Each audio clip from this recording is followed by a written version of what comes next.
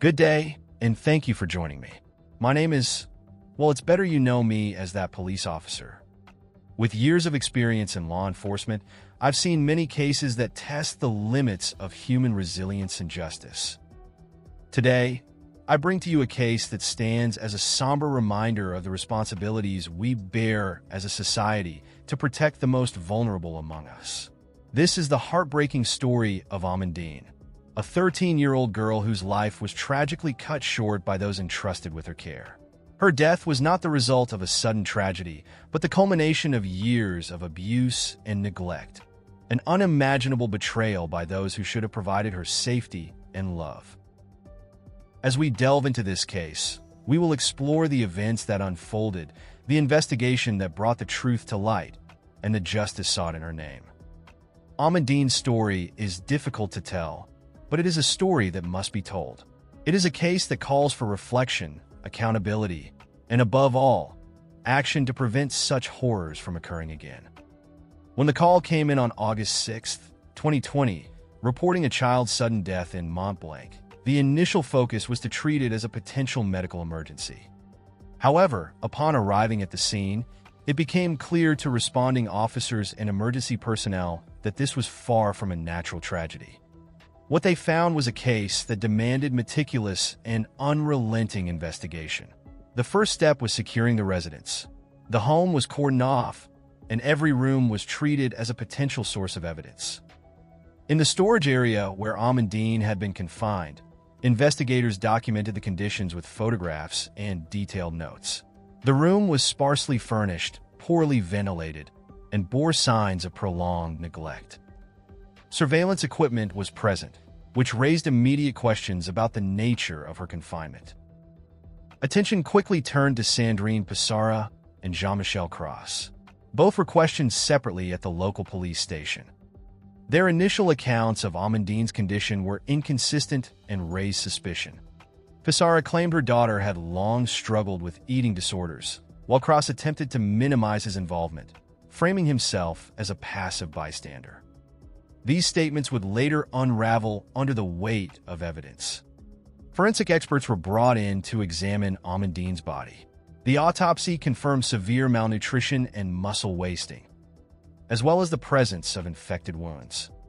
Further analysis identified septicemia as the cause of death. The injuries were consistent with prolonged physical abuse, and the findings contradicted Pissarra's claim that Amandine's condition had deteriorated suddenly.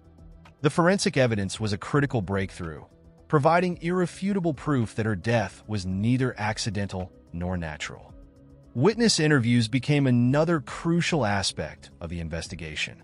Neighbors and acquaintances were questioned about their observations of the family. Several described hearing arguments and, on occasion, crying from within the home. Others reported seeing Amandine appear visibly thin and unkempt in the rare moments she was allowed outside. These accounts painted a picture of isolation and suffering that corroborated the physical evidence. Investigators also examined school records and social service reports. Amandine had not been enrolled in school for years, and there were no recent medical records, further suggesting neglect. Earlier interventions by child welfare services had been sporadic and ultimately insufficient.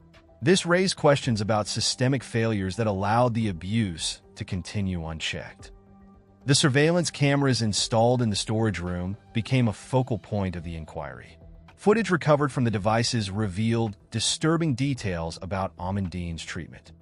She was often left alone for hours, deprived of food, and subjected to degrading punishments.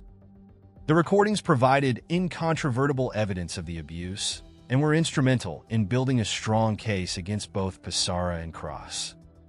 One of the most significant challenges was piecing together a timeline of abuse spanning nearly a decade. Investigators worked tirelessly to analyze past reports, gather testimony, and connect the dots. Each piece of evidence, no matter how small, added to the narrative of a child systematically mistreated by those who should have protected her. It was painstaking work, but it was vital to ensure no detail was overlooked. Despite the weight of the evidence, the case presented legal hurdles. Pisara's defense team argued that her actions were influenced by psychological distress and her contentious relationship with Amandin's father. Cross's defense attempted to shift blame entirely onto Pisara, portraying him as a victim of her influence. Overcoming these arguments required a coordinated effort from law enforcement, forensic experts, and prosecutors to present a cohesive and compelling case.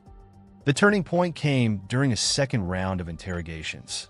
Confronted with the overwhelming evidence, Pisara admitted to targeting Amandine out of resentment toward her father. She described her actions as monstrous, but provided little explanation for her behavior beyond that. Cross's statements, while less explicit, further implicated him in enabling and participating in the abuse. As the investigation concluded, the findings were presented in court, leading to the convictions of both Pisara and Cross. The evidence gathered, from forensic reports to witness testimonies and surveillance footage, was instrumental in securing these outcomes. The thoroughness of the investigation ensured that justice was served, but it also highlighted the devastating consequences of prolonged abuse and systemic failures. The legal proceedings that followed were harrowing and revealed further details of the unimaginable cruelty inflicted on Amandine. Sandrine Pisara faced charges of acts of torture and barbarity leading to her daughter's death. Her former partner, Jean-Michel Cross, was charged with complicity in these acts. The trial was held in a packed courtroom, with journalists, legal experts, and members of the public bearing witness to the horrifying details of the case. Prosecutors presented a compelling case, meticulously outlining the years of abuse Amandine endured. Surveillance footage from the storage room was shown to the court, leaving many in attendance visibly shaken. Testimonies from neighbors and former acquaintances painted a bleak picture of Amandine's isolated and tortured existence. Expert witnesses, including forensic pathologists and psychologists, provided detailed accounts of the physical and emotional toll inflicted on her. Pisara's defense attempted to portray her as a victim of her own mental health struggles, arguing that her abusive behavior stemmed from unresolved trauma and a dysfunctional relationship with Amandine's father. Cross's defense claimed he had no active role in the abuse, characterizing him as a passive observer who was equally trapped in an oppressive environment. However, the weight of the evidence, particularly the surveillance footage and forensic findings, left little room for doubt. The courtroom atmosphere was tense as the verdicts were delivered. Sandrine Pisara was sentenced to life imprisonment, with a minimum term of 20 years before parole eligibility.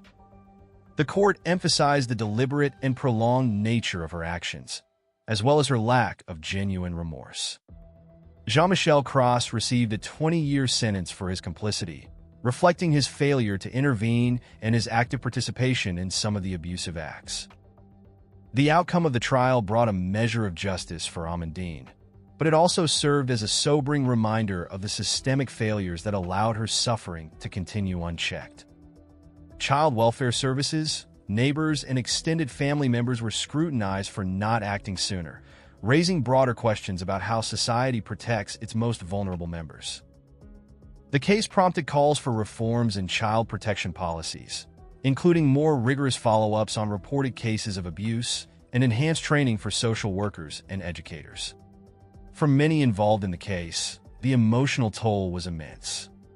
Officers who worked tirelessly on the investigation, legal professionals who presented the evidence, and even members of the public who followed the trial were deeply affected by the harrowing details.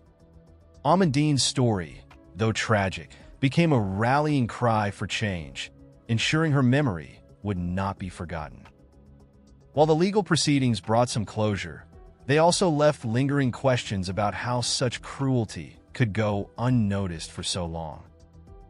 The justice system had done its part, but the case underscored the urgent need for vigilance, compassion, and systemic change to prevent similar tragedies in the future.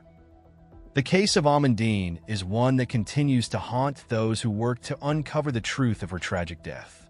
It stands as a stark reminder of the vulnerability of children and the responsibility we all share in protecting them.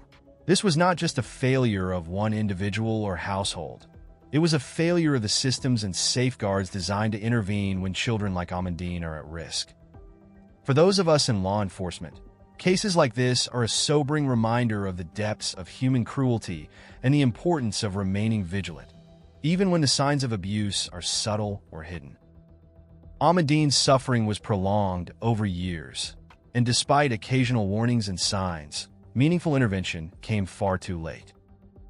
It's a stark example of why early detection and persistent follow-through by child welfare and community organizations are critical in preventing tragedies like this. The ripples of Amandine's story go beyond the walls of the courtroom where her mother and stepfather were sentenced. Her death left a profound impact on the small community of Montblanc. Neighbors who had fleeting glimpses of her thin frame or heard muffled cries in the past now carry the weight of wondering if they could have done more. Teachers and social workers, who had long since lost contact with her, are left to question what more could have been done to track her welfare.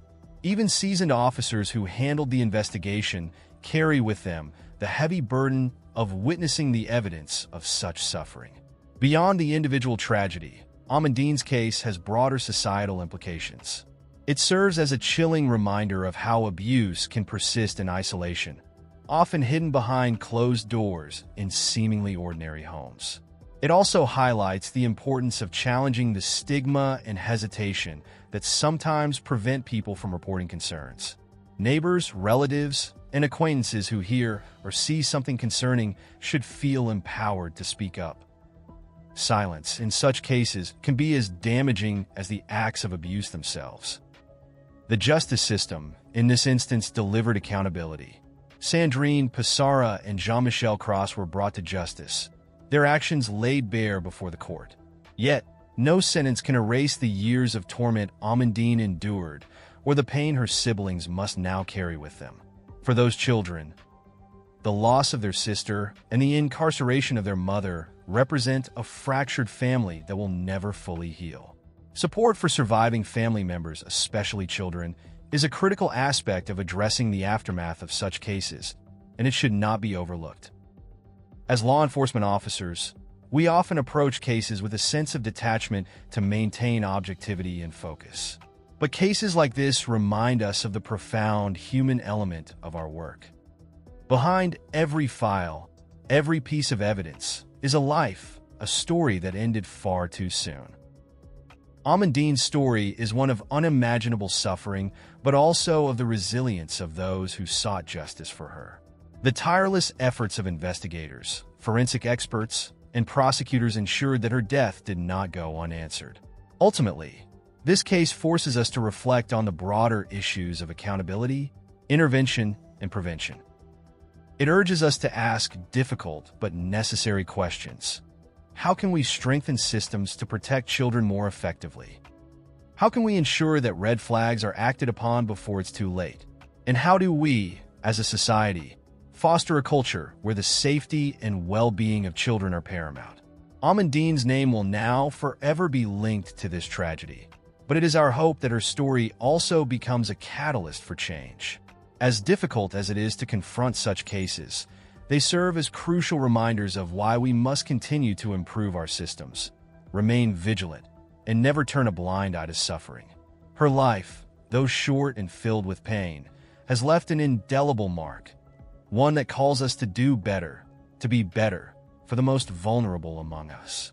As we close the file on this case, the lessons it imparts will remain with us, guiding our actions and reinforcing our commitment to justice and protection. For Amandine, and for every child whose voice goes unheard, we must ensure that their stories are not forgotten.